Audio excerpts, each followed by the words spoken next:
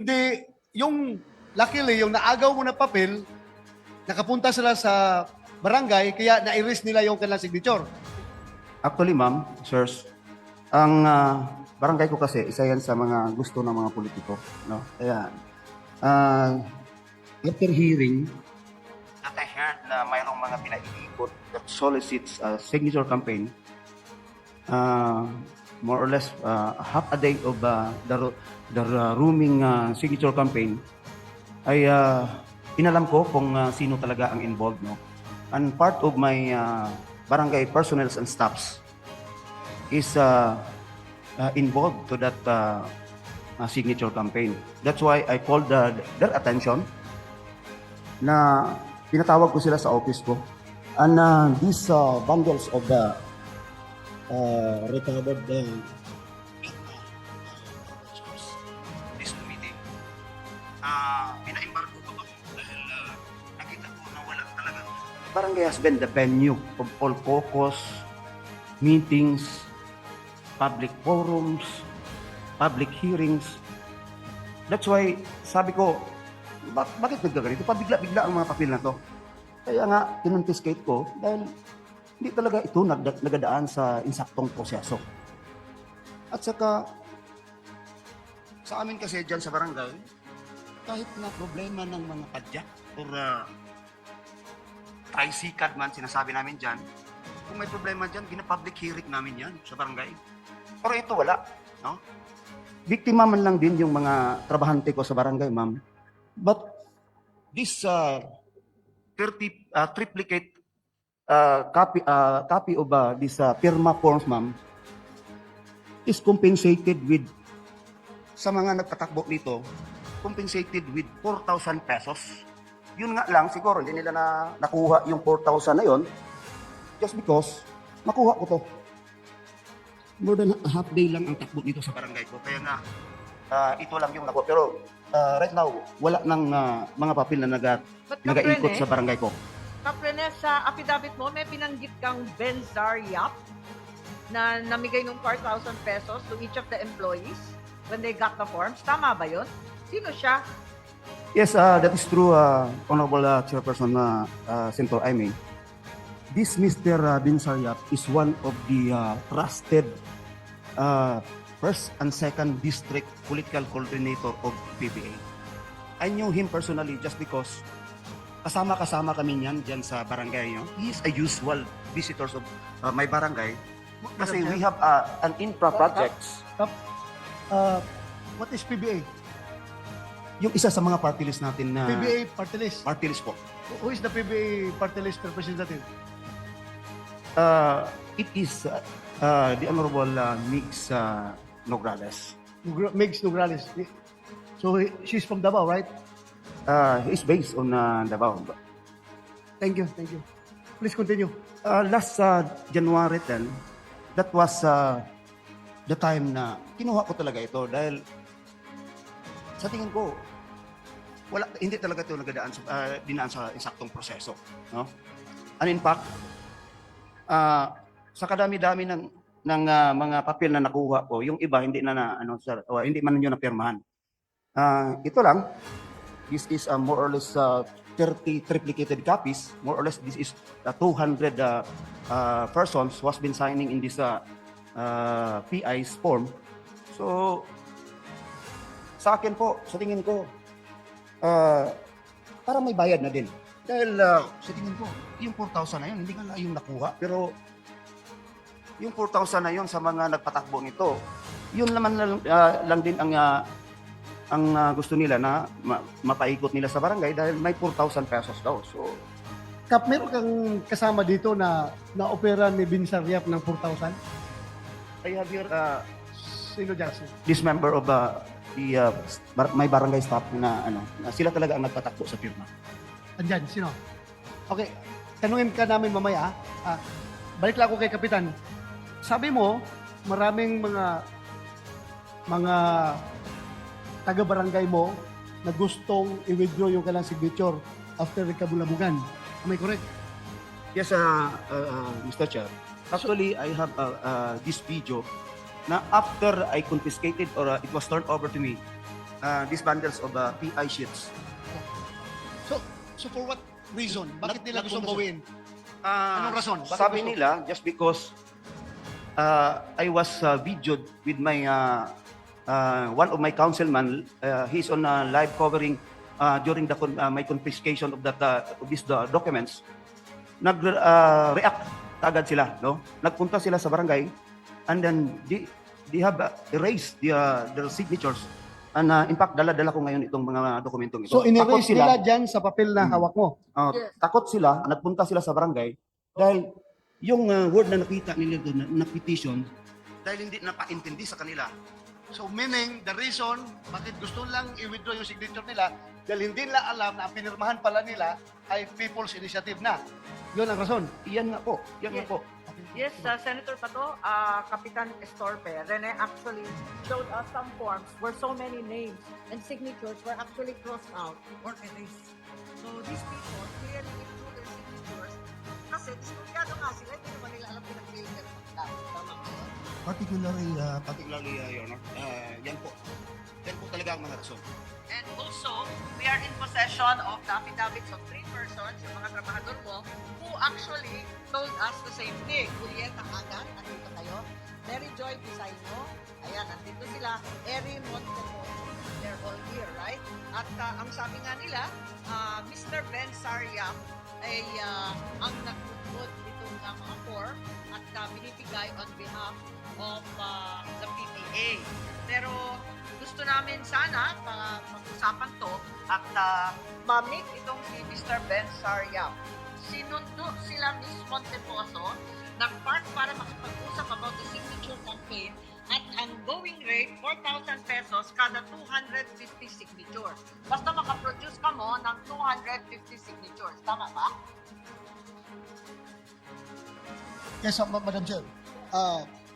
Ganito, Kinakailangan ang ating mga witnesses who are here present, Kapitan Roger Galido, Kapitan Rene Estorpe, asan kayo? Kapitan Ronnie Odenya. Okay, I think it's your turn and we need to hear from you. Senator Bato de la Rosa is more familiar with the narration of facts. Please proceed. thank you, Madam Chair. Sino sa inyo unang magsalita? Tatlong kapitan. Kapitan Eskap, introduce yourself para ma-record sa ating secretariat. Go ahead, you have the floor. Good afternoon, beloved honorable chairperson, my mentor in politics during the time of Kabataan Barangay, ma'am, good afternoon. Sa SK, sa Kabataan Barangay po. I am punong barangay Rene Estorpe o Barangay Centro San Juan, one of a highly organized barangay of Bagdao District. Yung sinasabi nila sa investigation na doon kunin yung mga boto sa mga maraming tao, no? Actually ma'am, sirs, ang barangay ko kasi isa yan sa mga gusto ng mga politiko, no? Kaya after hearing that I heard na mayroong mga pinaiikot that solicits signature campaign, more or less half a day of the running signature campaign, ay inalam ko kung sino talaga ang involved, no? And part of my barangay personnel and staffs is involved to that signature campaign. That's why I called that attention na pinatawag ko sila sa office ko. And these bundles of recovered pirma, honorable chairs of this committee, pina-embargo ko to dahil nakita ko na wala talaga. Barangay has been the venue of all caucus, meetings, public forums, public hearings. That's why sabi ko, bakit nagkaganito? Bigla ang mga papel na to. Kaya nga, kinonfiscate ko dahil hindi talaga ito nagdadaan sa insaktong proseso. At saka, sa amin kasi dyan sa barangay, kahit na problema ng mga padyak or tricycad man sinasabi namin dyan, kung may problema dyan, bina-public hearing namin yan sa barangay. Pero ito wala, no? biktima man lang din yung mga trabahante ko sa barangay, ma'am. But this 30 triplicate copy of this PIRMA forms, ma'am, is compensated with, sa mga nagtatakbo ito, compensated with 4,000 pesos. Yun nga lang, siguro hindi nila nakuha yung 4,000 na yun just because nakuha ko to. More than a half day lang ang takbo dito sa barangay ko. Kaya nga, ito lang yung nakuha. Pero right now, wala nang mga papel na nag-iikot sa barangay ko. Kapwene, sa affidavit mo, may binanggit kang Benzar Yap na namigay ng 4,000 pesos to each of the employees when they got the forms. Tama ba yun? Sino siya? Yes, that is true, Honorable Chairperson Senator Aimee. This Mr. Bin Saryat is one of the trusted first and second district political coordinator of PBA. I knew him personally just because kasama kami niyan dyan sa barangay. You know? He is a usual visitors of my barangay kasi we have an infra projects. What is PBA? Yung isa sa mga party list natin na PBA party list. party list po. Who is the PBA party list representative? It is the Honorable Mix Nograles. Megs Nograles. So she's from Davao, right? He's based on Davao. Thank you. Thank you. Please continue.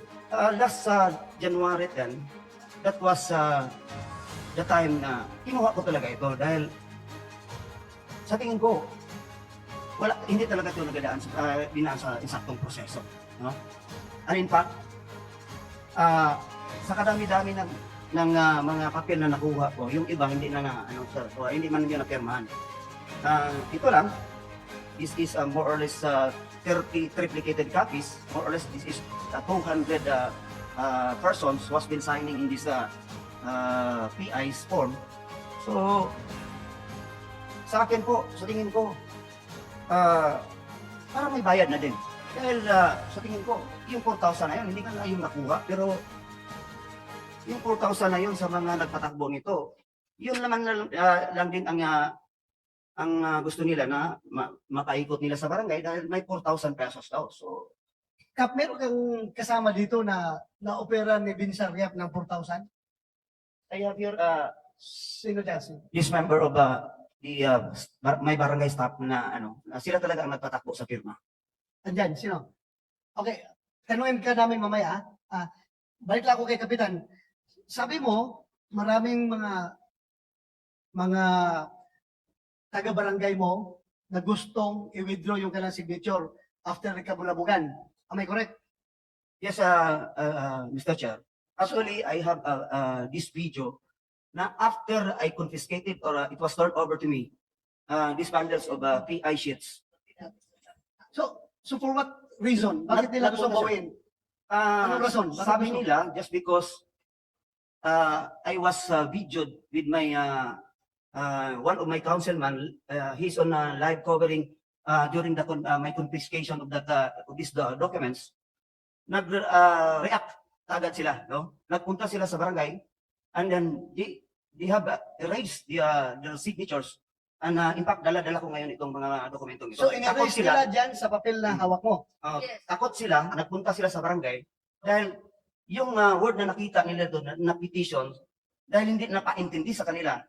So meaning, the reason bakit gusto lang i-withdraw yung signature nila dahil hindi na alam na ang pinirmahan pala nila ay People's Initiative na. Yun ang rason. Iyan nga po, yun nga Yes. po. Okay. Yes, Senator Bato, Kapitan Estorpe, Rene actually showed us some forms where so many names and signatures were actually crossed out or erased. So these people clearly withdrew their signatures kasi diskumpiyado nga sila, hindi naman nila alam pinagpipirma nila. Tama ba yun? Particularly, Your Honor, yan po talaga ang mga rason. And also, we are in possession of the affidavits of 3 persons, yung mga trabahador mo, who actually told us the same thing. Julieta Agan, andito kayo. Mary Joy Bisaino, ayan, andito sila. Eri Monteposo, they're all here, right? At ang sabi nga nila, Mr. Ben Saryap ay ang nagmudmud nitong mga form at binibigay on behalf of the PBA. Pero gusto namin sana pag-usapan to at ma-meet itong si Mr. Ben Saryap. Sinundo sila Miss Monteposo, nag-park para makipag-usap about the signature campaign at ang going rate, 4,000 pesos kada 250 signature. Basta makaproduce ka mo ng 250 signatures. Tama ba? Yes, Madam Chair. Ganito, hindi, yung, luckily, yung naagaw mo na papel, nakapunta sila sa barangay, kaya na-erase nila yung kanilang signature. In fact, pinakita ko sa amin tong kopya, Yes, Your Honor. yung hawak mo na papel. Ngayon, yung hindi, yung papel na nakalusot na, halimbawa na may nasubmit na papel, na gusto pa rin mag-withdraw. Andito yung kumilik, tanungin natin yung kumilik, Director Rimlani Tambuang, ikaw, RD, sir, di ba? During the last hearing, sinabi ni Kumilik chairman, now, yung RA 6735 ay walang provision.